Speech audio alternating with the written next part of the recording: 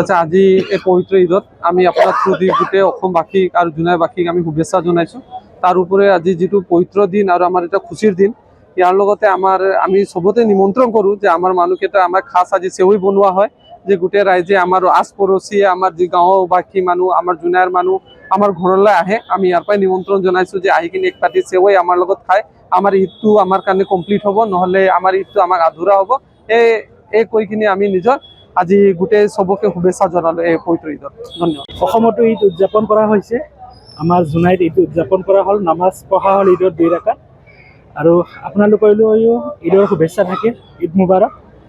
সমগ্ৰ অসমৰ লগতে জোনাইবাসীলৈকো ঈদৰ শুভেচ্ছা থাকিল, ঈদ মুবাৰক আপোনালোকে।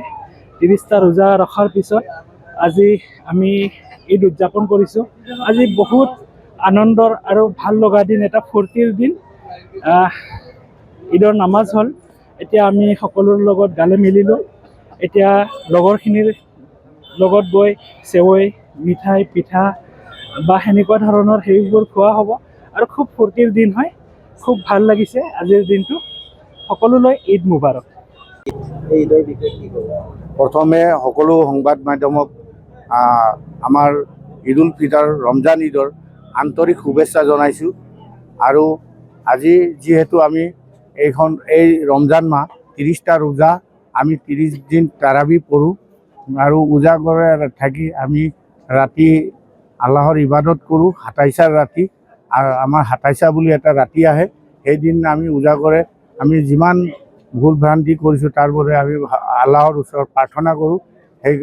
আৰু আজি আমাৰ 21 তাৰিখে আমাৰ যিহেতু সমগ্ৰ ভাৰতবৰ্ষৰ লগতে অসমৰ আমাৰ ধেমাজি জিলাত জোনাই সমজিলাতো ঈদ উল ফিতৰৰ নামাজ আদায় কৰোঁ।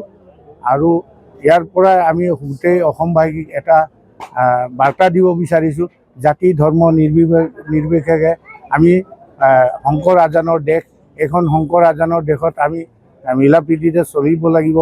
আমি এজনে এজনক মৰম কৰিব লাগিব, সৰুৱে ডাঙৰে সৰুক মৰম কৰিব লাগে।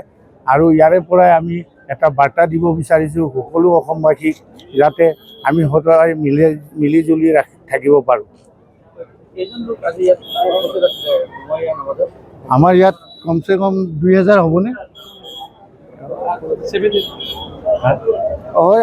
1000 মান হ'ব, 1000 মান।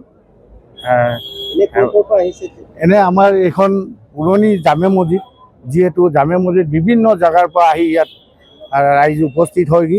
একমাত্ৰ আমাৰ পুৰণি মছজিদ এইখন জোনাই জামে মছজিদ, ইয়াতে সকলো জেগাৰ পৰা আহি ইয়াত ৰাইজ সমাবেত হয়। সেই সমজুৱাকে নামাজ আদায় কৰা হয়। আৰু সকলোৱে এতিয়া আমাৰ নামাজৰ পিছত আলিংগন কৰা হয়। আমাৰ সৰুৱে ডাঙৰে সৰুক আলিংগন কৰে। ইয়াৰ পৰা ঘৰে ঘৰে যাব, ঘৰে ঘৰে যাই ডাঙৰক আশীৰ্বাদ ল'ব। আৰু যি খোৱা বোৱা যা যোগাৰ আছে সেই খোৱা বোৱাৰ আয়োজন কৰা হয়। যিকোনো খবৰৰ বাবে যোগাযোগ কৰক আমাৰ এই নম্বৰত 9181 307 221।